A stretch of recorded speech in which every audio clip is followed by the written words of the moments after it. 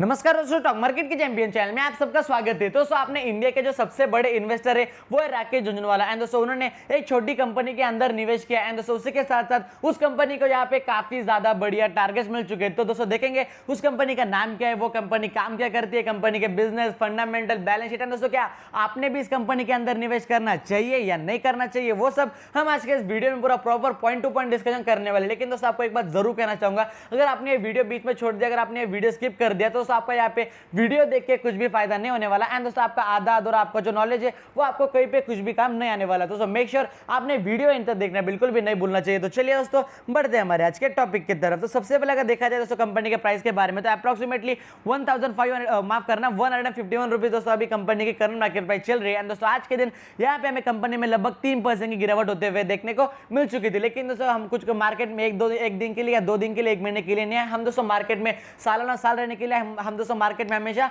Long term के लिए आते हैं। अगर देखा जाए इस कंपनी के लॉन्ग टर्म चार्ट पैटर्न के बारे में, तो लगभग दोस्तों इस कंपनी ने यहाँ पे हमें 1 महीने में अप्रोक्सीमेटली 42% का रिटर्न कमा के दे दिया था। एंड दोस्तों अगर कोई कंपनी 1 साल में 42% रिटर्न कमा के दे दी है, तो दोस्तों वो भी एक काफी ज्यादा बढ़िया बात होती है। उसके बाद अगर देखा जाए इस कंपनी के 5 साल के रिटर्न के बारे में, तो लगभग दोस्तों इस कंपनी ने यहाँ पे हमें 5 साल में ये कंपनी 42% गिर चुकी है। दोस्तों अगर मैं यहाँ पे कंपनी के मैक्सिमम रिटर्न के बारे में दिखाऊं, तो ये कंपनी अपने ऑल टाइम मतलब अगर देखा जाए कंपनी अब तक इस कंपनी ने बस यहाँ पे हमें 208% का रिटर्न कमा के दे दिया था। लेकिन दोस्तों अगर राकेश झुंझुनवाला जी इस कंपनी के अंदर निवेश कर रहे हैं, तो दोस्तों कुछ सोच समझ के तो जरूर कर रहे होंगे। तो दोस्तों सबसे पहले हम देखना चाहेंगे इस कंपनी के फंडामेंटल्स के बारे में। तो दोस्तों सबसे पहले अगर देखा जाए कंपनी के मार्केट कैप के बारे में, तो लगभग दोस्तों 25,000 करोड़ कंपनी का मार्केट कैप है। यानी कि दोस्तों ये कंपनी एक लार्ज कैप कैटेगरी का स्टॉक है। एंड दोस्तों ये आपके लिए एक काफी ज्यादा बढ़िया सेफर पॉइंट बन जाता है। अगर देखा जाए दोस्तों ये कंपनी लगभग अपने ऑल टाइम हाई से यहाँ पे हम अप्रोक्सीमेटली 10 to 15% डिस्काउंटेड प्राइस पे अवेलेबल। लेकिन दोस्तों जब आप इस कंपनी के टारगेट्स के बारे में सुनोगे एंड दोस्तों राकेश झुंझुनवाला जी ने कितना स्टेक खरीदा उसके बारे में सुनोगे, तब दोस्तों आप रियली चौंक जाने वाले हो। अगर देखा जाए दोस्तों इस कंपनी का जो स्टॉक पी है वो लगभग दोस्तों 7 के करीब है। दोस्तों इस कंपनी की जो बुक वैल्यू है वो लगभग दोस्तों 379 रुपीज के करीब है। लेकिन दोस्तों अगर देखा जाए ये कंपनी यहाँ पे हमें कुछ भी डिविडेंड नहीं देती। उसके बाद अगर देखा जाए दोस्तों कंपनी की जो रिटर्न ऑन इक्विटी होती है, यानी कि दोस्तों कंपनी की जो आरओई है वो लगभग दोस्तों 5.58% के करीब है। दोस्तों कंपनी की जो फेस वैल्यू है वो लगभग दोस्तों 10 के करीब।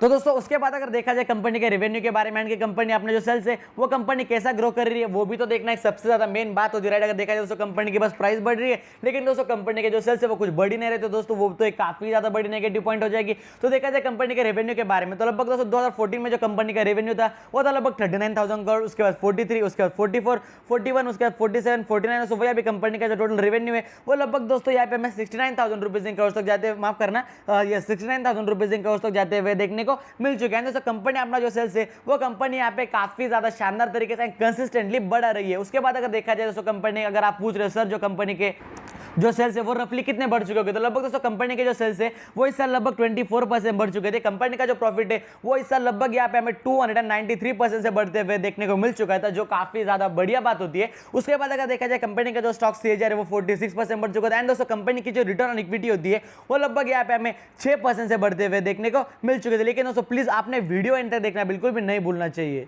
लेकिन दोस्तों अगर देखा जाए कंपनी के बैलेंस शीट के बारे में, तो लगभग दोस्तों कंपनी के पास अप्रोक्सीमेटली अभी 60,000 रुपीज का रिजर्व सरप्लस अवेलेबल है, जो काफी ज्यादा बढ़िया बात होती है। लेकिन दोस्तों अगर देखा जाए कंपनी के बोरिंग के बारे में, कंपनी के ऊपर कर्जा कितना है, तो लगभग दोस्तों इस कंपनी के ऊपर 10,60,000 रुपीज का कर्जा। लेकिन उसे कंपनी एक बैंकिंग सेक्टर की कंपनी है, बैंकिंग सेक्टर की जो कंपनी होती है उसके ऊपर तो कर्जा डेफिनेटली होता ही होता है। उसके बाद अगर देखा जाए कंपनी के शेयर होल्डिंग पैटर्न की तरफ, लगभग दोस्तों कंपनी के जो प्रोमोटर्स है उनके पास नियर अराउंड 70% का स्टेक आप पकड़ के चल सकते हैं। उसके बाद जो एफआईएस होते हैं यानी कि जो फॉरेन इंस्टीट्यूशनल इन्वेस्टर्स होते हैं, लगभग दोस्तों उनके पास अप्रोक्सीमेटली नियर अराउंड 4% का स्टेक। जो डीआईएस है उनके पास लगभग दोस्तों 12.5% का स्टेक। एंड जो अपनी पब्लिक है उनके पास लगभग दोस्तों 14.50% का स्टेक यहाँ पे हमें उनके पास अवेलेबल होते हुए देखने को मिल चुका है। लेकिन दोस्तों अभी मैं आपको लेकर चलूंगा कंपनी के नाम की तरफ, कंपनी के टारगेट्स की तरफ, एंड दोस्तों राकेश झुंझुनवाला जी ने कितना स्टेक खरीदा इस कंपनी के अंदर।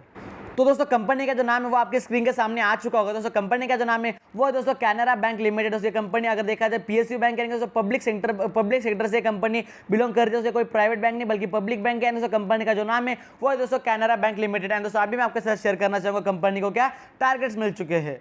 तो दोस्तों अभी हम आ चुके हैं यहाँ पे हमारे मेन स्क्रीन के तरफ। सबसे पहले दोस्तों अगर देखा जाए आर्टिकल कब का है, तो लगभग दोस्तों आज ये जो आर्टिकल है वो लगभग दोस्तों अगस्त 25, यानी कि दोस्तों जो आर्टिकल है वो आज ही के दिन यहाँ पे हमें सामने निकल के आ चुका है। सबसे पहले कंपनी को बाय की recommendation bye Canara bank, target price of 185 rupees. दोस्तों कंपनी को अपने करंट मार्केट प्राइस से अप्रोक्सीमेटली 20 to 25% अपसाइड टारगेट यहाँ पे हमें कंपनी को मिलते हुए देखने को मिल चुका है। लेकिन दोस्तों अगर देखा जाए राकेश झुनझुनवाला जी ने कितना स्टेक खरीदा है, तो दोस्तों यहाँ पे आप साफ पढ़ सकते हो। अगर यहाँ पे मैं आपको दिखाना चाहूंगा दोस्तों, राइट, राकेश झुनझुनवाला जी अपने इंडिया के सबसे बड़े इन्वेस्टर हैं दोस्तों। उनको अपना इंडिया का वारन बफेट भी कहा जाता है। अगर देखा जाए Rakesh Jhunjhunwala picks 1.59% stake in Canara bank. दोस्तों उन्होंने अपने जो कैनरा बैंक है उसके अंदर लगभग 1.5% का स्टेक यहाँ पे उन्होंने खरीदा है। उसके अगर प्राइस के बारे में देखा जाए तो दोस्तों ये तो मैंने आपके साथ शेयर कर दिया कि दोस्तों जो अपने जो राकेश झुनझुनवाला जी है उन्होंने इस कंपनी के अंदर कैनरा बैंक के अंदर अप्रोक्सीमेटली 1.59% का स्टेक यहाँ पे उन्होंने उस कंपनी के अंदर खरीद लिया। लेकिन दोस्तों अभी बात यह आ जाती है कि सर क्या आपने हमने भी इस कंपनी के अंदर निवेश करना चाहिए या नहीं करना चाहिए। तो सबसे पहले दोस्तों आपको मैं यहाँ पे मेन बात बताना चाहूंगा। दोस्तों अगर आप देख रहे हो इस कंपनी का मैक्सिमम रिटर्न के बारे में, तो लगभग दोस्तों इस कंपनी ने यहाँ पे हमें 208% का रिटर्न कमा के दे दिया। मतलब दोस्तों अगर देखा जाए मैं ये नहीं कहता कि बस आप इस कंपनी आपको कम रिटर्न देती है इसलिए आप इस कंपनी को खरीदो। लेकिन दोस्तों अगर देखा जाए अगर देखो दोस्तों जितनी मेरी रिस्क टेकिंग एबिलिटी है उतनी आपकी रिस्क टेकिंग एबिलिटी नहीं सकती। जितनी दोस्तों मेरी रिस्क जितनी अगर राकेश झुनझुनवाला जी की रिस्क टेकिंग एबिलिटी है उतनी मेरी नहीं हो सकती, उतनी आपकी भी नहीं सकती, उतनी किसी की भी नहीं हो सकती। दोस्तों अगर देखा जाए उनके पास काफी ज्यादा रिस्क टेकिंग एबिलिटी है। दोस्तों उन्होंने इस कंपनी के जितने पैसे लगाए दोस्तों वो कंपनी अगर डूब भी गई तो दोस्तों यहाँ पे उनको कुछ भी फर्क नहीं पड़ने वाला है। दोस्तों अगर ये कंपनी में कुछ खराबी आ गई या कंपनी भाग भी गई या कंपनी गिर भी गई तो दोस्तों उनको यहाँ पे कोई भी परेशानी नहीं होने वाली है। दोस्तों मैं इस कंपनी के अंदर निवेश नहीं करने वाला क्योंकि दोस्तों ये कंपनी पब्लिक सेक्टर की बैंक है। उसी के साथ साथ दोस्तों कंपनी अपने जो सेल्स है वो कंसिस्टेंटली बढ़ा रही है। लेकिन दोस्तों कंपनी काफी ज्यादा स्लो चलने वाली कंपनी है। दोस्तों अगर देखा जाए इसका मतलब ये नहीं होता कि राकेश झुनझुनवाला जी किसी भी कोई भी कंपनी के अंदर खरीद रहे तो दोस्तों वो कंपनी बढ़िया हो सकती है। अगर देखा जाए दोस्तों राकेश झुनझुनवाला जी ने काफी ज्यादा बड़े बड़े फ्लॉप कंपनी भी खरीदी है जो अभी तक काफी ज्यादा अच्छा परफॉर्म नहीं कर पाए। लेकिन दोस्तों मैं इस कंपनी के अंदर निवेश नहीं करने वाला है। दोस्तों मैं भी आपको ये रिकमेंड करता हूँ कि आप इस कंपनी के अंदर निवेश मत करना। लेकिन दोस्तों अगर आप करना ही चाहते हो तो एकदम छोटी सी अमाउंट इन्वेस्ट करना। अगर आपका रिटर्न नहीं बन पाए तभी आपको यहाँ पे कुछ नाराजगी नहीं होनी चाहिए। अगर आपको दोस्तों हमारा आज का ये वीडियो पसंद है तो वीडियो को लाइक कर देना, चैनल को सब्सक्राइब कर देना एंड उसके साथ साथ दोस्तों अगर आपके वजह से किसी का फायदा हो रहा होगा तो प्लीज उन्हें वीडियो शेयर करना बिल्कुल भी मत भूलिए। दोस्तों जय हिंद, धन्यवाद।